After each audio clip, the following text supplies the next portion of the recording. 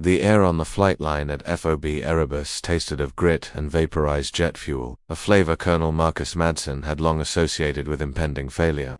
His command was stretched thin, clinging to a jagged edge of the Hindu Kush where the rules of engagement were written in blood and rewritten daily by men with older, crueler gods. Today's anxiety was particularly sharp. The asset in Sector Gamma was compromised, and the only extraction window was closing in less than an hour. The mission required a specialist pilot, and his best man had been grounded by a sudden, violent bout of dysentery. A replacement was inbound, but Madsen hated unknowns. Unknowns were how you ended up with memorial plaques and letters to mothers. He watched as a C-130, looking tired and overworked, lumbered onto the tarmac. The rear ramp lowered with a hydraulic groan, revealing a lone figure silhouetted against the harsh afternoon sun. It was a woman. Madsen's jaw tightened. He wasn't a chauvinist, but the pilot for this particular run, a low-altitude, high-threat infiltration using the experimental V-44 Wraith, was supposed to be a hand-picked expert from the 160th SOAR. This woman looked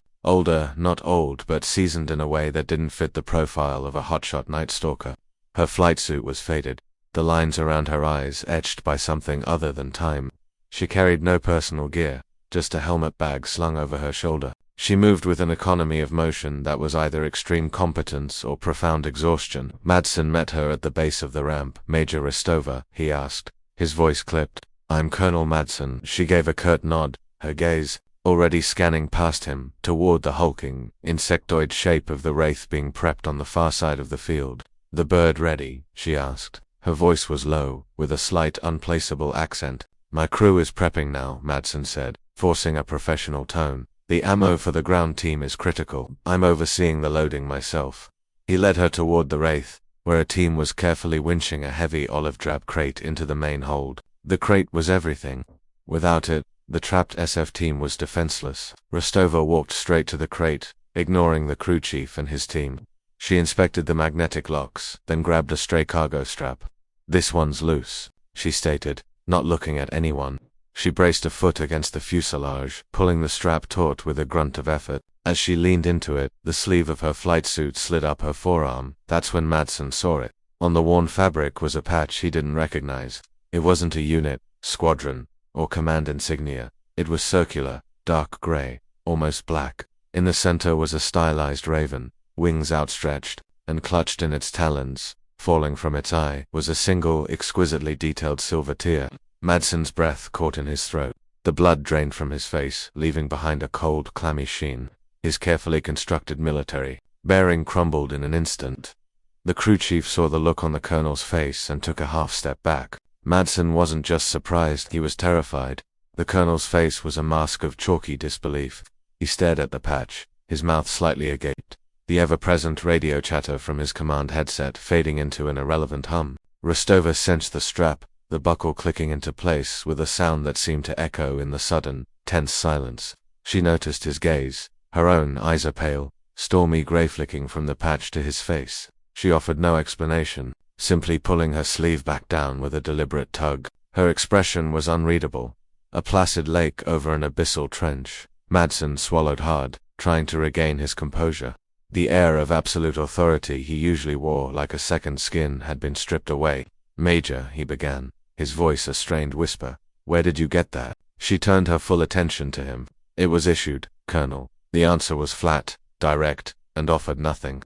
It was a stone wall he wanted to press, to demand answers, but the look in her eyes stopped him. It wasn't insubordination. It was a quiet, profound warning. It told him he was treading on ground so sacred it was barely terrestrial. He cleared his throat, forcing himself back into the role of commander. "Right. Get to the briefing room. Captain Vale will run you through the intel. Wheels up in 40. He turned and walked away without another word, his stride stiff and unnatural. He didn't look back.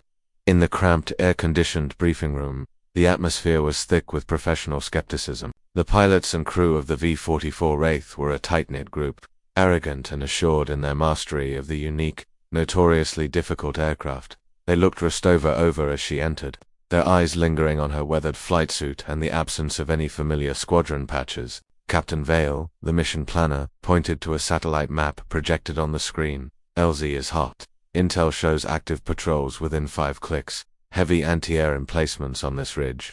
He gestured with a laser pointer. You'll be flying nap of the Earth full stealth configuration. The window for extraction is 12 minutes. You miss it, they're on their own. A young lieutenant, a co-pilot named Gallo with a cocky smirk, leaned back in his chair. Heard you're our Valkyrie for the day, he said, the calcine dripping with condescension. Hope you can handle the old girl. She gets temperamental in the mountains. Rostova ignored him, her focus locked on the map. The approach vector takes us parallel to that ridge. What's the wind shear like in those canyons after sundown? Vale blinked, surprised by the specificity. Can be unpredictable.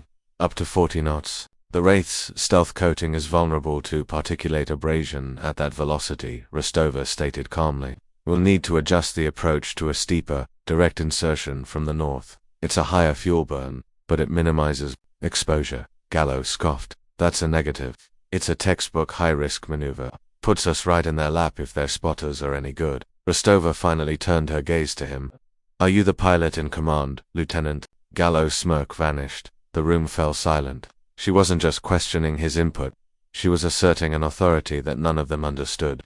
An authority that seemed to begin with a simple patch of a raven and a tear. After the briefing, Rostova bypassed the ready room banter and headed straight for the hangar where the V-44 Wraith sat under the harsh glare of industrial lighting. It wasn't a beautiful machine. Unlike the sleek, predatory lines of a fighter jet, the Wraith was a study in brutalist function, a hybrid tiltrotor. It had the bulk of a transport helicopter and the angular, radar-absorbent skin of a stealth bomber. Its twin nestles, capable of rotating from horizontal to vertical, gave it an awkward, top-heavy appearance, like a bird of prey with its wings broken at the shoulder. To most pilots, it was a beast to be tamed. To Rostova, it was an old friend.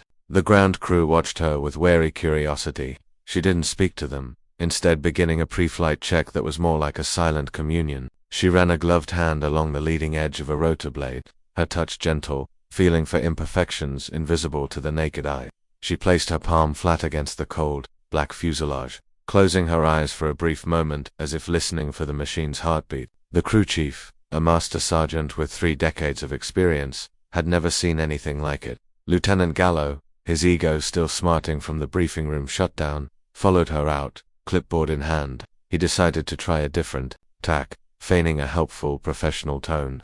Just so you're aware, Major, this bird Threnan has a slight pull to the starboard in VTOL mode. You have to feather the collective just so, or she'll try to roll on you. Rostova was now kneeling, inspecting the landing gear assembly. Without looking up, she replied, That's not the aircraft, Lieutenant. That's a calibration error in the fly-by-wire system's torque sensor. It's a known issue in the Block 2 models, particularly those refitted after 2019. Maintenance, Directive 7D ASH4B requires a full diagnostic if it exceeds a 2-degree variance. Yours is at 3.5. Tell your crew chief to check the logs. Gallo froze, the clipboard feeling suddenly heavy in his hand. He had no idea what she was talking about. To him, the pull was just a quirk, a personality trait of this specific aircraft that you learned to manage. He'd flown 39er for 6 months and considered himself an expert. This woman, who had been on base for less than an hour, had just diagnosed a deep system flaw by reputation alone. He glanced at the master sergeant, who was now staring at Rostova with a mixture of shock and dawning respect. The crew chief slowly nodded, a silent confirmation. Gallo felt a flush of heat creep up his neck. This wasn't just some washed-up transport pilot. He was in the presence of someone who didn't just fly the machine. She understood its soul. Her quiet confidence wasn't arrogance. It was an intimate, almost unnerving, level of expertise. The scorn he'd felt was beginning to curdle into a profound sense of unease. He was no longer worried about her ability to fly. He was worried about his ability to keep up. Colonel Madsen sat in his windowless, soundproofed office, the chill of the air conditioning doing little to cool the sweat on his brow. On his secure terminal, he had pulled up every file he could access on Major Eva Rostova. Most were disappointingly sparse: service records, flight qualifications, a list of duty stations that seemed to jump illogically from one hemisphere to another. There were large, multi-year gaps filled with a single, frustrating phrase, assigned to special activities. Division. It was a bureaucratic black hole, a place where careers went to disappear from official records. But it was the patch that haunted him. He ran a search through the heraldry database, through classified archives, through every insignia registry. He had access to nothing. The emblem of the raven with the silver tear did not exist in any official capacity. It was a ghost. Finally, he did something he hadn't done in years. He initiated a secure voice-over IP call to a 3-star general at CENTCOM, a man he had served under in his youth, a man who now sat at the right hand of the entire command structure. The connection was encrypted, the silence on the line heavy with digital security protocols. General Madsen began, his voice tight. "It's Madsen at Erebus." "Marcus," the general's voice crackled back, warm but weary. "This is unexpected. Trouble on the line." "Sir, it's about the replacement pilot you sent for the gamma extraction." A Major Rostova. Madsen paused, choosing his words carefully.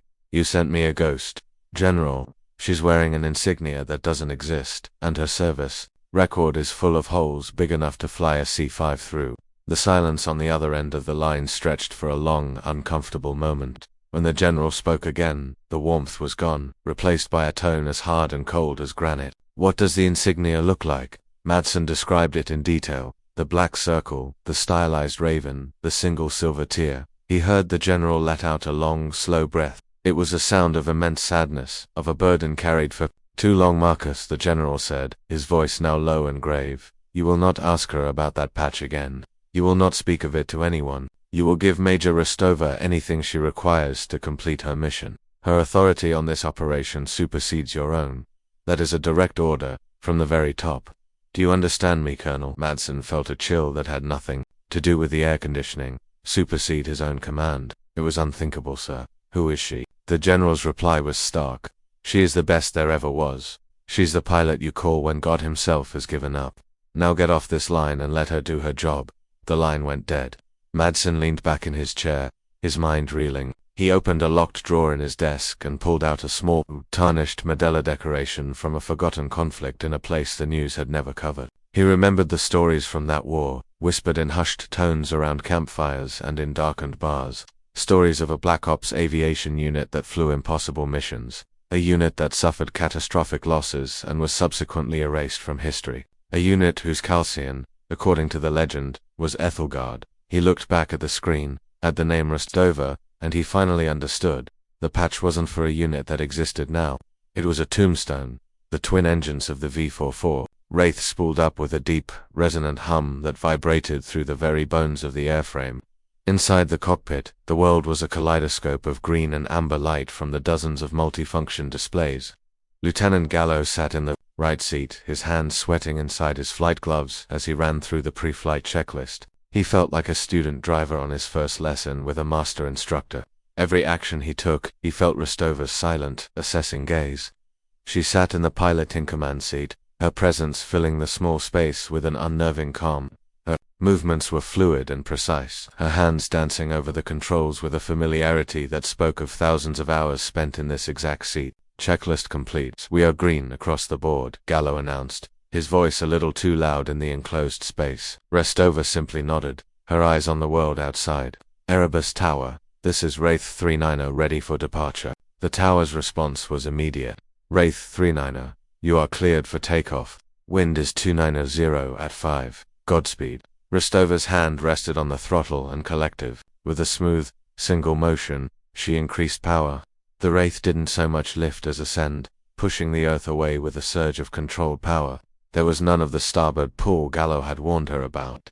The aircraft rose vertically, as steady as an elevator, a testament to the subtle, almost imperceptible corrections she was making. As they cleared the base perimeter, she nudged the cyclic forward and began to rotate the nacelles. The deep hum of the rotors changed pitch, becoming a throaty roar as the Wraith transitioned from helicopter to aircraft, accelerating into the deepening twilight. They flew east, toward the jagged peaks that marked the border.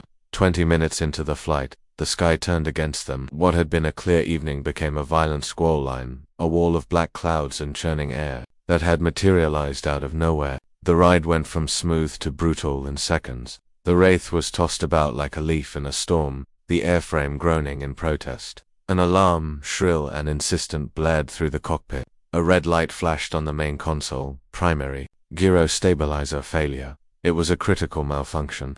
The system that kept the aircraft stable in flight was offline. Gallo's training screamed at him. His hand shot out to grab the manual override T-handle, a last-ditch control to wrestle. the aircraft back from the brink of chaos. "I've got it," he yelled over the roar of the wind and the blare of the alarm. Negative. Lieutenant Rostova's voice cut through the noise, impossibly calm. She didn't raise her voice, yet it carried an authority that stopped him cold. "Let it fall." Gallo stared at her, horrified. "Let it fall." That was suicide. The aircraft bucked violently, its nose dropping, but Rostova didn't fight it. Her hands remained light on the controls. She wasn't making large, panicked corrections. Instead, she was making a series of tiny, almost invisible adjustments, anticipating the turbulence, feeling the air currents through the machine itself. She was using the storm's own energy to guide them, letting the aircraft fall into the troughs of turbulence and nudging it through the crests. She was flying with the failure, not against it. The alarms fell silent. The violent shaking subsided, replaced by a rough but controlled rhythm. She had stabilized a 70-ton aircraft in a mountain storm with a critical system failure, and she'd done it by feel. Gallo slowly lowered his hand, his heart pounding against his ribs. The mockery was long gone, the unease had been burned away. All that was left was a terrifying, humbling awe. They cleared the squall line and descended, the jagged teeth of the mountains now rising up to meet them. This was the moment of transition, the point of no return. Rostova keyed the radio. "Erebus command, Wraith 3 Nina is going dark. See you on the other side." The reply was Colonel Madsen's voice, stripped of its earlier agitation. "Copy, Prakina, fly safe." With a final click, the radio went silent. Not just silent, but dead. Rostova had switched to full stealth mode, severing all outbound electronic emissions. They were now a ghost, a phantom moving through a landscape that wanted them dead. They were utterly alone. The Wraith dropped lower, hugging the contours of the earth in a way that defied the aircraft's size. They flew through canyons so narrow Gallo could see the striations in the rock walls. The roar of the engines was swallowed by the immense, indifferent silence of the mountains. The only sound in the cockpit was the gentle hum of the avionics and the soft whisper of the environmental controls, and Rostova's breathing. It was the calmest thing in the world. Slow, steady, rhythmic, in, out, a human metronome setting the pace for the entire mission. Gallo found himself unconsciously matching his own ragged breaths to hers. He watched the tactical display, his eyes wide. It was a spiderweb of overlapping circles, the detection radii of enemy radar installations. The sweeps passed over their position again and again, represented by pulsing red waves. But their icona small, green V remained invisible. The Wraith's stealth systems were working perfectly, but Gallo knew it was more than that. It was the way Rostova flew. She didn't just stay below the radar horizon. She seemed to anticipate the sweeps, using a fold in the terrain or a sudden dip in elevation to be in precisely the right place at the right time. She was playing a deadly game of hide-and-seek with an entire air defense network. Hours seemed to pass in this state of heightened, silent tension. Gallo's initial fear had been replaced by a kind of hyper-focused clarity. He was no longer a co-pilot, he was a witness. He was watching an artist at work, the Wraith, her brush, the hostile sky, her canvas. He saw the way her eyes constantly, it scanned, not just her instruments, but the world outside, reading the wind and the dust devils below, the shadows on the mountainsides. She was processing thousands of data points per second, her mind a quantum computer of instinct and experience. He thought back to the name they had mocked, Valkyrie. It had sounded so arrogant, so mythical. Now, flying through this valley of death, it felt like an understatement. Valkyries were said to choose the slain, to guide souls from the battlefield. But this woman, she wasn't guiding souls to the afterlife. She was descending into hell itself to bring them back. Back at FOB Erebus, the Tactical Operations Center was a hive of controlled chaos. Men and women with headsets stared intently at screens that displayed a torrent of data, but the one piece of information they all craved was missing. The icon for Wraith 39er had vanished the moment Rostova had gone dark, leaving a void on the map that felt like a physical weight. Colonel Madsen stood behind the comms officer, his arms crossed, his face etched with worry. He was a man who thrived on information, on control. Right now he had neither. He was blind, and it was a feeling he despised. The comms officer, a young airman, was monitoring regional chatter, listening for any hint of the Wraith's detection. Nearby, a group of off-duty personnel had gathered, drawn by the gravity of the high-risk mission. Among them was Master Sergeant Reyes, the crew chief from the flight line, the one who had witnessed Rostova's unnerving diagnosis of the Wraith's mechanical flaw. One of the younger pilots, The one who had smirked at Gallo's joke about the calcine shook his head. Still can't believe they sent Valkyrie on this run. What kind of calcine is that for a transport jock? Reyes, who had been quietly cleaning a tool, stopped. He looked up, his eyes old and tired. You think that's the name she chose for herself, son? The young pilot shrugged. Probably sounds cool, right? Reyes put down his tool and wiped his hands on a rag. His voice dropped, and the others in the small group leaned in to listen. Years ago, during the first push into the Valley provinces, things were different. We were losing people, fast. There were stories, rumors really, that got passed around. Never official, you understand. Just whispers. They talked about a special ops aviation unit that flew missions nobody else would touch. They flew these black unmarked birds, ghosts. They'd show up when everything had gone to hell. He paused, his gaze distant. The story went that their lead pilot was a woman. They said she was fearless. They said she could fly anything, anywhere. They called her Valkyrie not because it was cool, but because when she showed up, it meant the fighting was so bad, you were already standing at the gates of Valhalla. She was the one who decided if you walked through them or not. She chose who lived and who died. The young pilot's smirk had faded. That's just a story, Master Sergeant. A myth. Reyes picked up his tool again, his voice barely a whisper. Is it they say that whole unit was wiped out trying to pull the staff out of the embassy at Kandahar when it was overrun. They say Valkyrie was the last one, that she went down with her ship, guns blazing, trying to buy time for the last chopper out. He looked at the blank spot on the tactical map. I always thought it was just a ghost story, a way to make sense of the chaos, but then I saw the look on the colonel's face today, and I saw that patch on her arm. He shook his head slowly. We're not waiting on a replacement pilot, son. We're waiting on a legend. The valley floor opened up before them, a flat, moonlit expanse of sand and rock that was designated Landing Zone Nightingale. The tactical display showed the friendly icons of the SF team. Designated Predator 1, holed up in a cluster of ruins on the valley's edge. It also showed multiple hostile patrols, red diamonds, converging on their position. Intel had been wrong. The enemy wasn't just close. They were closing in for the kill. LZ is hot, Gallo stated, his voice tight with tension. They're about to be overrun. I see them, Rostova replied, her tone as level as if she were commenting on the weather. She began to decelerate, the Wraith's nacelles tilting upward. The aircraft slowed with a grace that belied its immense size, transitioning from forward flight to a stable hover. The landing zone was a nightmare. It was a tight, confined space, surrounded by rocky outcrops and the crumbling walls of the ruins. A conventional helicopter would have kicked up a blinding cloud of dust and debris, announcing its presence for miles. It would have been a suicide landing, but Rostova wasn't flying a conventional helicopter. As the Wraith descended, she manipulated the directed thrust of the VTOL engines with surgical precision. Instead of a single violent downdraft, she created a complex pattern of smaller, focused air currents that contained the dust, pushing it down and outward in a low-controlled blanket. The 70-ton gunship settled onto the ground with barely a whisper, the landing gear compressing with a soft sigh. It was a maneuver that wasn't in any flight manual. It was a masterpiece of airmanship, a physical impossibility made real. The rear ramp hissed open before the aircraft had even fully settled.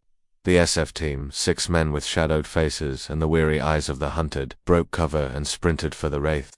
They moved with the desperate, disciplined urgency of men who had accepted their own deaths and were now being offered an unexpected reprieve. They were halfway across the open ground when the night was split apart by the sharp, distinctive crack of a high-velocity sniper rifle. A spray of sparks erupted. From the Wraith's fuselage, just inches from the open ramp, the round, a .50 caliber armor-piercing slug, had come from the ridge overlooking the valley. They were compromised.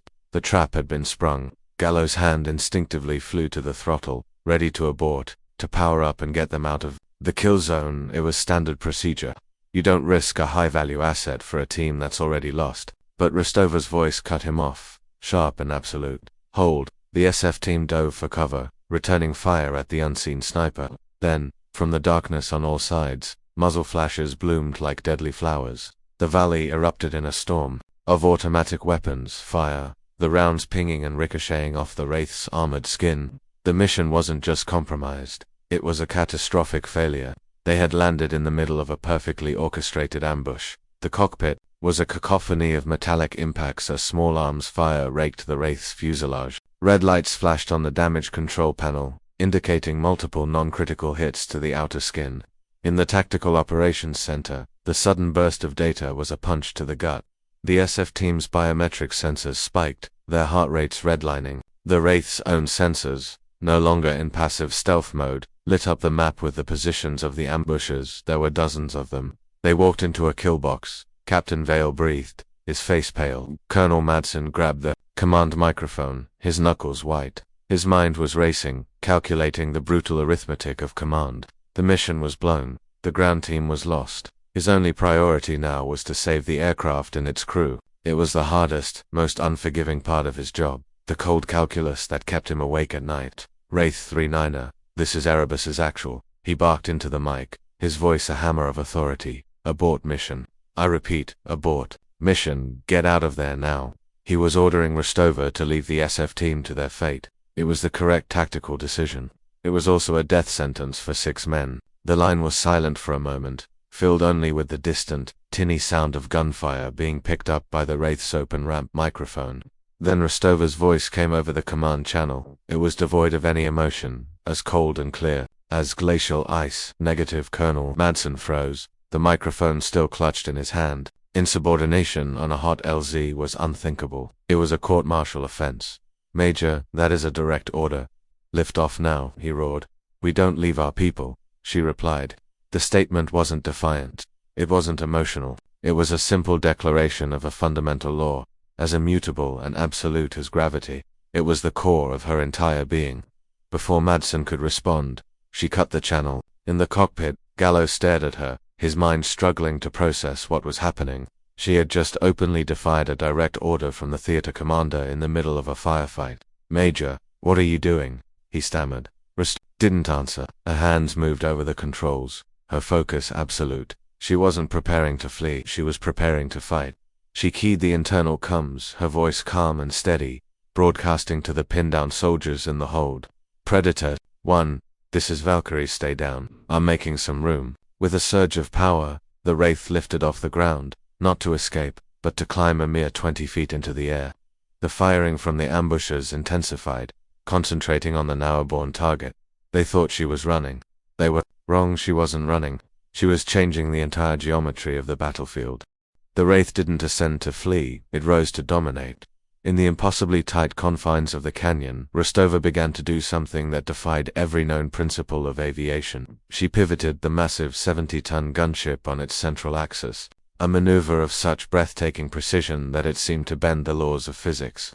The long fuselage of the aircraft swung around, positioning itself between the pinned-down SF team and the heaviest concentration of enemy fire coming from the east. The hail of bullets that had been chewing up the soldiers' cover now sparked harmlessly against the Wraith's composite armor. She was using the aircraft itself as a mobile shield, a moving wall of impenetrable defense. The SF team leader, huddled behind a rock, stared up in disbelief. But Rostova was just getting started. She wasn't just a pilot, she was a battlefield conductor, and the Wraith was her baton. With a flick of a switch, she angled the V-20 engine nacelles slightly downward. The directed thrust, powerful enough to lift the entire aircraft, slammed into the sandy valley floor. It wasn't a general downdraft, it was a focused blast of kinetic energy. A massive cloud of dust, rock, and debris erupted from the ground, creating an instantaneous, impenetrable screen of concealment. The enemy's line of sight was gone, replaced by a swirling vortex of sand. Under the cover of this man-made storm, the SF team could move, could reposition, could fight back. Then came the fire. The V-44 Wraith was armed with twin 30mm chain guns and recessed turrets under its nose. Rostova didn't unleash a torrent of indiscriminate fire. Her bursts were short, controlled, and brutally precise. She wasn't aiming for the enemy fighters themselves. She was aiming for the rocks above them, the crumbling walls beside them. She was using the cannons not as a weapon of annihilation, but as a tool of suppression and control. She fired a burst at a cliff face, triggering a small rockslide that forced a dozen fighters out of their entrenched positions. She stitched a line across the ground in front of another group, herding them with fear into a kill zone where the SF team's machine gunner was waiting. It was a deadly, intricate, three-dimensional ballet. She was shielding, concealing, and herding, all at the same time. All while holding a 70-ton aircraft in a perfect hover in the middle of a firefight. Gallo could only watch, his hands hovering uselessly over his own set of controls. He felt like a child watching a grandmaster play chess on 1,000 boards at once. He realized her earlier correction in the briefing, the steeper approach. Vector hadn't just been about protecting the stealth coating. It had been about positioning. She had chosen an approach that gave her this exact tactical advantage, anticipating a fight she shouldn't have even known was coming. She hadn't flown into a trap.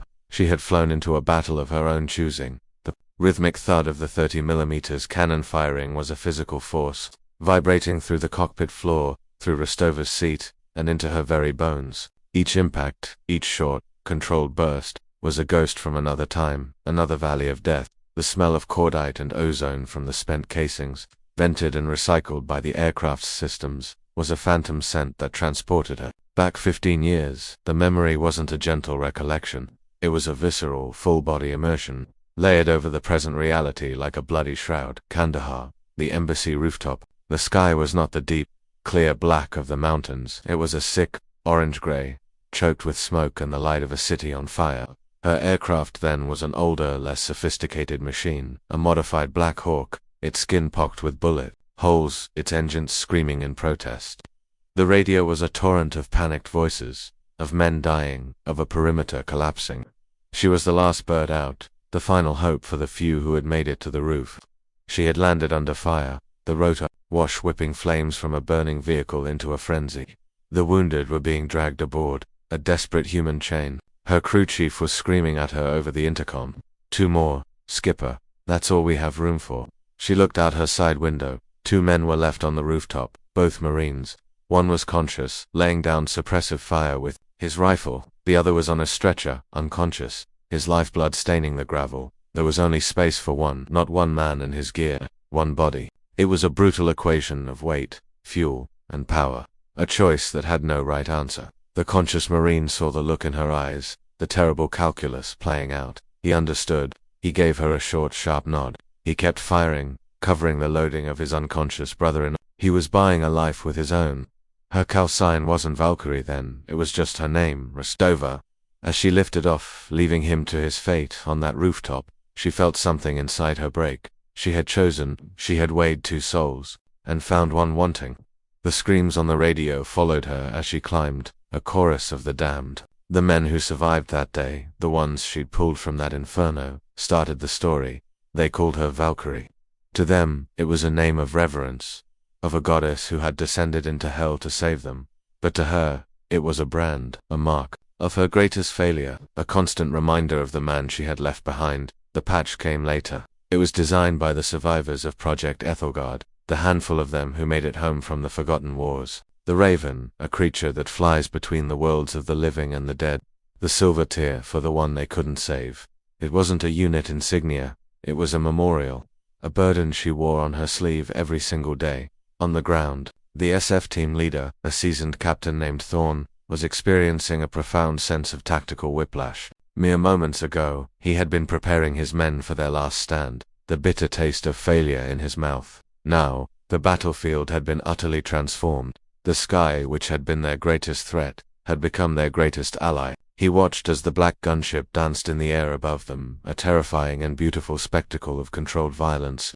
He saw it use its own body as a shield, its engine thrust as a tool of concealment, its cannons as a shepherd's crook, to herd the enemy. He had never seen or even conceived of such flying. It was more than skill. It was artistry. It was then that a half-forgotten piece of battlefield lore, a story told to him as a young ranger by a grizzled old sergeant major, clicked into place. The black aircraft, the impossible maneuvers, the female pilot turning a losing fight on its head, the legend of the embassy. His eyes widened in dawning comprehension. He keyed his command channel microphone, his voice filled with a mixture of disbelief and surging hope that bordered on religious fervor. All stations. This is Predator 1 lead. Be advised, Valkyrie is on station. The transmission was short, cryptic to the uninitiated, but in the specialized world of special operations, where legends and myths carried as much weight as official intel, the name was a thunderclap. In the talk at Erebus, Colonel Madsen heard the transmission and felt a jolt, as if from a live wire. It wasn't a call for help, it wasn't a situation report. It was a proclamation. It was the confirmation of the myth. The young comms officer looked over at Madsen, his eyes wide. "Sir, did he just say, around the room?" The hushed, professional chatter died. Everyone stopped what they were doing and stared at the main screen, at the chaotic cluster of friendly and hostile icons. The name had changed the entire context of the battle. It was no longer a failed extraction, it was now something else entirely. For the SF team on the ground, the name was a shot of pure adrenaline. They had heard the stories. Every soldier, who had spent time in the deep, dark places of the world, had Valkyrie was their guardian angel, their ghost in the machine. The knowledge that the pilot above them was not just some transport jock but the subject of these legends filled them with a renewed ferocious fighting spirit. They fought with a new intensity, no longer for survival, but for victory. Captain Thorne's voice came back over the radio, this time not to the command channel, but to the Wraith's internal comms, directly to Rostova Valkyrie. This is Predator 1. We see what you're doing. Give us a path, and we'll take it. He was ceding tactical command of his ground team to the pilot in the sky. He was putting his life, and the lives of his men, entirely in her hands. Understood, Predator 1. Rostova's voice replied, calm and focused. On my mark, break west toward the riverbed. I'll cover your movement. Mark, mark, mark. On the third mark, she pivoted the Wraith and unleashed a devastatingly accurate stream of 30mm cannon fire into a cluster of rocks, where an enemy machine gun nest had been pinning the team down. The rocks, and the men behind them, vaporized in a cloud of dust and shrapnel. It was the opening they needed. Guk! Thorne yelled, and his men broke cover, sprinting across the 50 yards of open ground toward the relative safety of a dry riverbed. The air above them was a steel canopy as Rostova laid down a moving curtain of suppressive fire, anticipating the enemy's reactions, forcing them to keep their heads down. The SF team scrambled into the riverbed, establishing a new defensive perimeter. The objective, the recovery of a high-value intelligence asset, was now complete. The asset, a shaken man in local garb, was secured. Objective complete, Thorne reported, his breath coming in ragged gasps. Ready for extraction. LZ is still hot. Copy that, Rostova said, coming to you. She brought the Wraith down again, this time into the wider, more exposed space of the riverbed. The enemy, enraged and desperate, now concentrated all their fire on the landing gunship. The ramp lowered once more, and the team began to board, dragging their wounded with them. They were exposed, vulnerable. Gallo, in the co-pilot seat, was no longer a spectator. He was an active participant, his eyes scanning the threat displays, calling out targets. RPG, ridgeline, 2 o'clock high. He shouted. Rostova had already seen it. The backblast of the rocket-propelled grenade bloomed in the darkness. A momentary flash of orange. The projectile streaked toward them, a fiery red tracer in the night. There was no time to evade, no room to maneuver. The Wraith was a sitting duck. Rostova's reaction was not to move the aircraft, but to adjust its posture. With a flick of her wrist, she tilted the entire airframe a few degrees to the port side. It was a subtle, almost insignificant movement.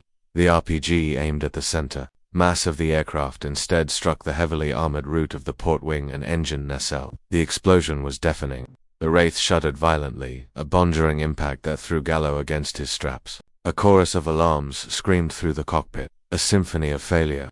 The entire left side of the main console lit up with red warning lights. The port engine was hit. Badly. We're hit. Port engine is failing, Gallo yelled, stating the obvious. The SF team scrambled aboard, pulling the ramp up behind them just as the last man cleared it. The Wraith was crippled, sitting in a kill zone, with a failing engine and dozens of enemy fighters closing in. Get us up. Get us up. Thorne's voice yelled from the hold, the urgency and fear palpable even through the intercom. The port engine was sputtering, spewing smoke and hydraulic fluid.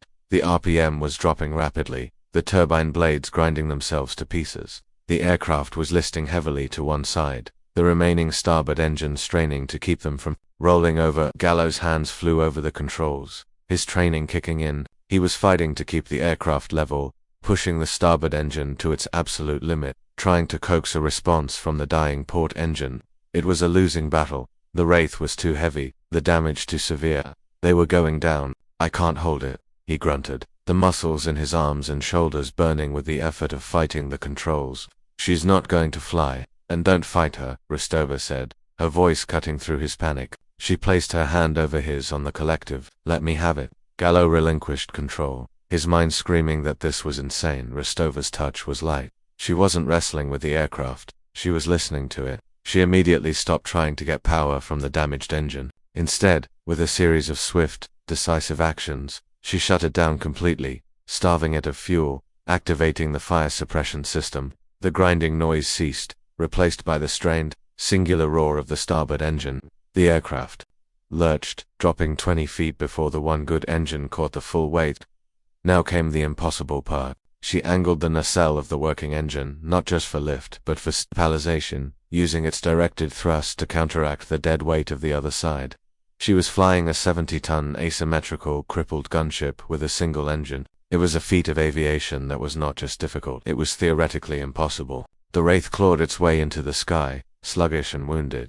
It flew with a sickening, lopsided wobble like a bird with a broken wing.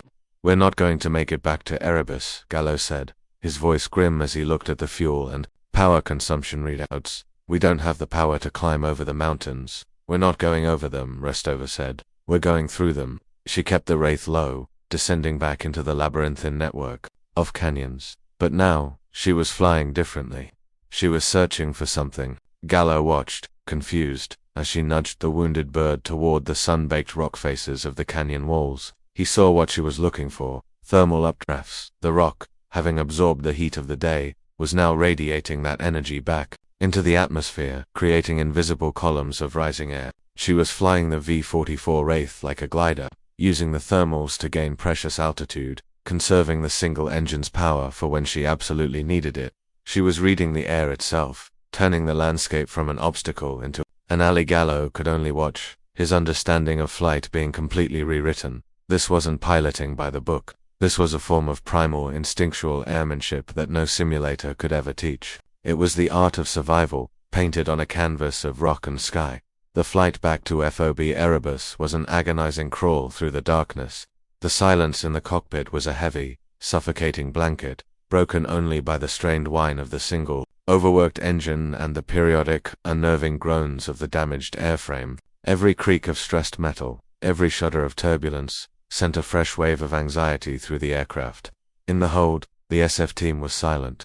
They tended to their wounded, the adrenaline of the firefight slowly draining away, leaving behind a deep, bone-weary exhaustion. They didn't speak, they just listened to the sounds of their wounded bird, putting their faith entirely in the unseen pilot in the cockpit. Captain Thorne sat nearest the bulkhead, his helmet off, his head leaning against the vibrating fuselage. He had seen heroism before, he had seen incredible skill, but he had never seen anything like what he had witnessed tonight. It was something beyond skill. It was mastery on a level he couldn't comprehend. He looked at his men, all of them alive, and knew that by all logic, they should be corpses in a forgotten valley. Their lives were a debt owed to the woman he knew only as Valkyrie. In the cockpit, Lieutenant Gallo hadn't spoken a word for over an hour. He just watched Rostova. He watched the way her eyes never stopped moving, constantly scanning the terrain, the instruments, the night sky. He saw the deep lines of fatigue etched around her eyes, the subtle tension in her jaw, but her hands on the controls were as steady as rock. He had started this mission with arrogance and scorn, viewing her as an over-the-hill replacement. He had seen her as an obstacle. Now he understood. He wasn't in the cockpit with a pilot. He was in the presence of something elemental. She was a force of nature, a quiet, unassuming storm of competence and will. He thought about his own career, his ambitions, his pride and his skills. It all felt like a child's sandcastle next to the granite fortress of her experience. He had learned more about flying in the last 3 hours than he had in his entire time at flight school and in the field. He had been taught how to operate a machine. She had shown him how to become one with it. As the first hint of dawn began to bleed over the eastern horizon, the familiar, sprawling lights of FOB Erebus appeared in the distance. They were still miles out, but it was a beacon of hope. Gallo felt a profound sense of relief wash over him, so powerful it almost made him dizzy. They were going to make it. He looked over at Rostova. She showed no sign of relief, no hint of celebration. Her expression was the same as it had been for the entire flight, focused, calm, resolute. For her, the mission wasn't over until the wheels were on the ground and the men in the back were safe. It was a simple, absolute, and unbreakable code. The approach of the wounded Wraith did not go unnoticed. The base's long-range sensors picked it up, a single, slow-moving blip, flying far too low and erratically. On the flight line, the emergency response teams were scrambled, the sirens cutting through the quiet pre-dawn air. Fire trucks and ambulances raced to the runway, their flashing lights painting the tarmac in strobes of red and blue. The entire base seemed to hold its collective breath. In the talk, Colonel Madsen watched the Wraiths approach on the screen, his heart pounding in his chest. The aircraft's telemetry data was a nightmare. One engine offline, catastrophic structural damage, hydraulic pressure dropping. By every metric, it shouldn't be flying, yet it was. Rostova's voice, tired but steady, came over the radio. Erebus Tower, this is Wraith 39er, 10 miles out, declaring an emergency. We are single engine with significant airframe damage, requesting a straight-in approach to the main runway. Wraith 39er, you are cleared to land. The tower operator replied, his voice tight with tension. Emergency services are standing by. The field is yours. But as the Wraith drew closer, it became clear Rostova wasn't lining up for a conventional runway landing. A rolling landing with a crippled asymmetrical aircraft was far too risky. Any loss of control, and it would cartwheel into a fireball. Instead, she brought the gunship to the edge of the main tarmac, the vast, open space, giving her room to maneuver. The single engine roared as she transitioned into a hover, the aircraft wobbling precariously. She was fighting at every second, using the directed thrust of the one good engine to maintain a fragile, delicate balance. The crowd of onlookers, ground crews, other pilots, medics, soldiers who had been drawn from their bunks by the commotion watched in stunned silence. The Wraith hung in the air, a wounded beast refusing to die. Slowly, inch by agonizing inch, Rostova lowered the aircraft. It was a descent of pure will, a testament to a connection between pilot and machine that was almost supernatural.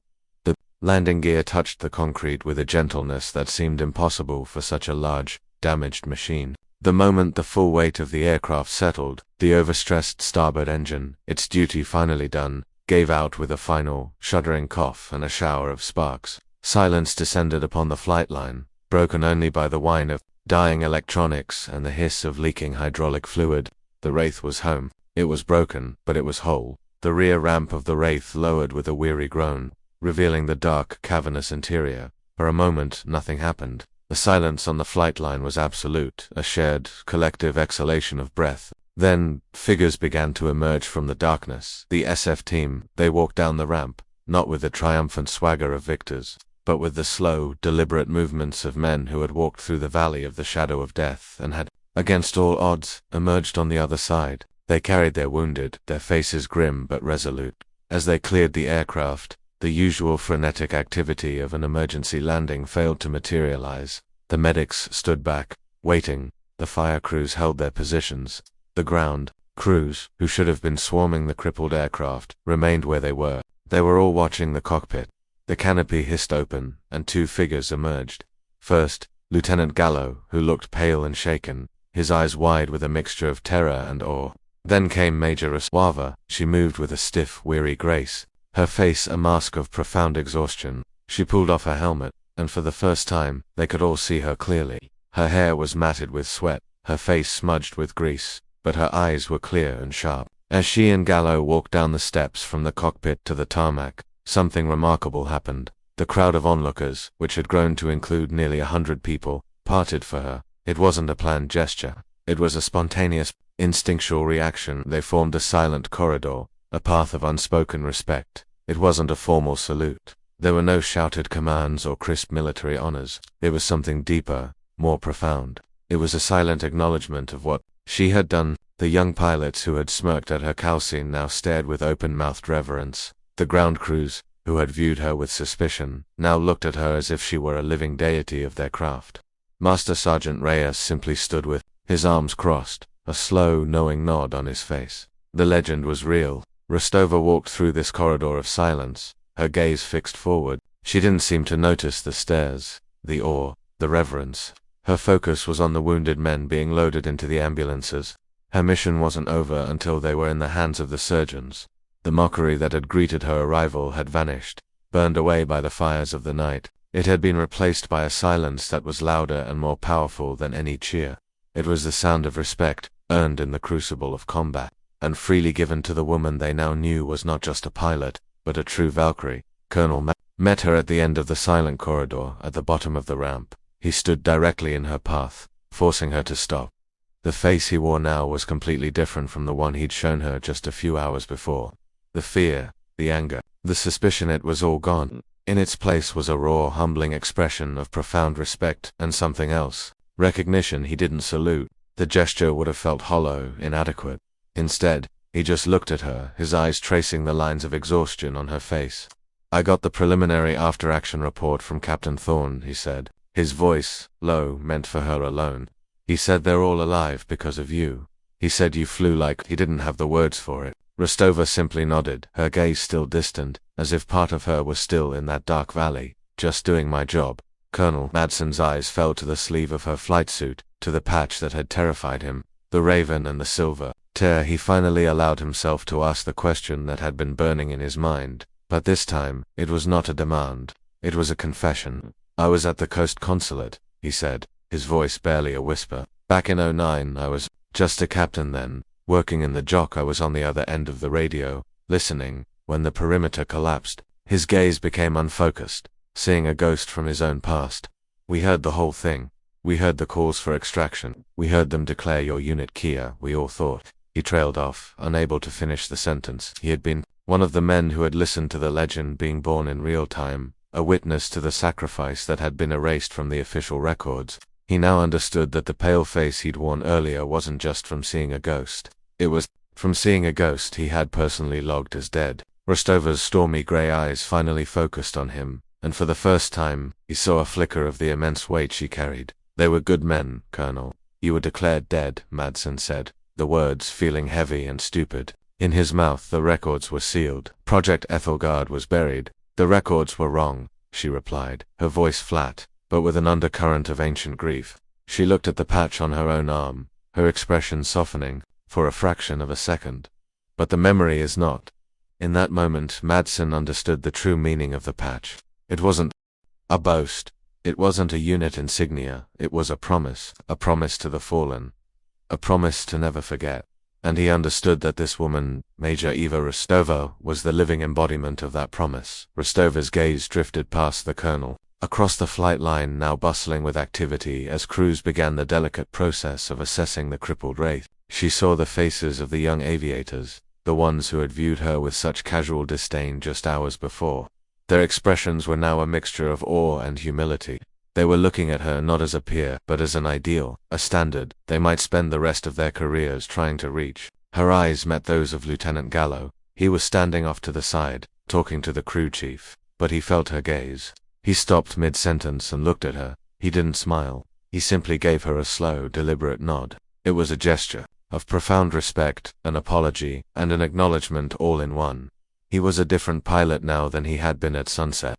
She had not only saved their lives, she had fundamentally changed his understanding of his craft. "No one gets left behind," Colonel Rostova said, turning her attention back to Madsen. Her voice was quiet, but it carried the weight of an unbreakable oath. That was the promise. Madsen finally understood.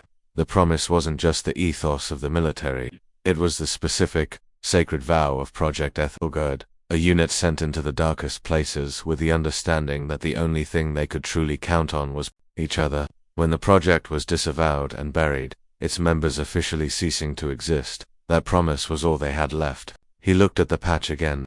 The raven, the messenger who flies between worlds, who sees the secrets of the dead. The silver tear, the perpetual grief for the ones who didn't make it back, for the Marine on the rooftop in Kandahar. She wasn't just a survivor of that unit, she was its living memorial. She was the last one.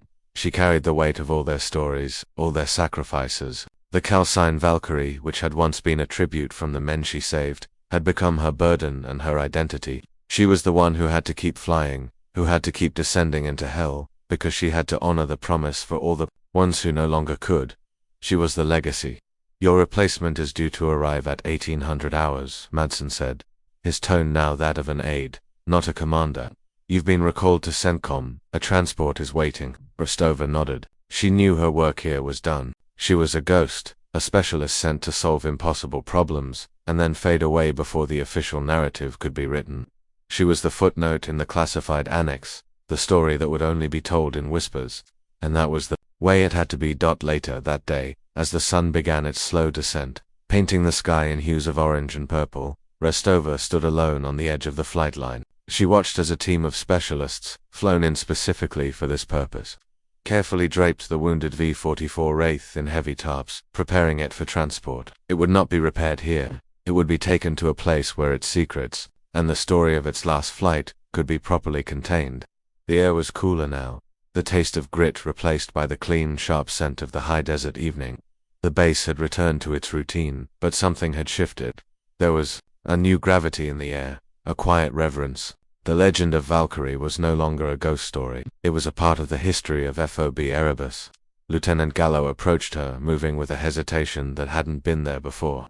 He held out a steaming, insulated cup.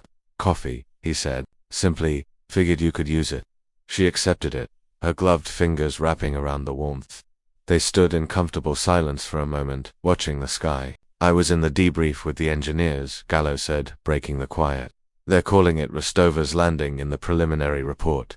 The single-engine hover technique you used. They ran the simulations. According to the computers, it's impossible. The aircraft shouldn't have been able to do it." Rostova took a slow sip of the coffee. A faint, weary smile touched her lips for the first time since she had arrived. It was a sad, knowing smile that held the weight of a dozen campaigns. "It's not impossible, Lieutenant," she said, her voice soft. She looked up, not at the mountains or the horizon, but at the vast, endless expanse of the sky itself. The first stars were beginning to appear, cold and distant. "You just have to know the sky is with you, not against you. You have to listen to what it's telling you." Gallo followed her gaze, trying to see what she saw. He had always seen the sky as a medium to be conquered, a space to be navigated with instruments and calculations. He was beginning to understand that for her it was something more. It was a living entity, a partner in a delicate, deadly dance. Her work was done. The ghost would soon depart, leaving behind only whispers and a changed perspective in those who had witnessed her flight. The mockery had become reverence. The underestimated pilot had become a living lesson.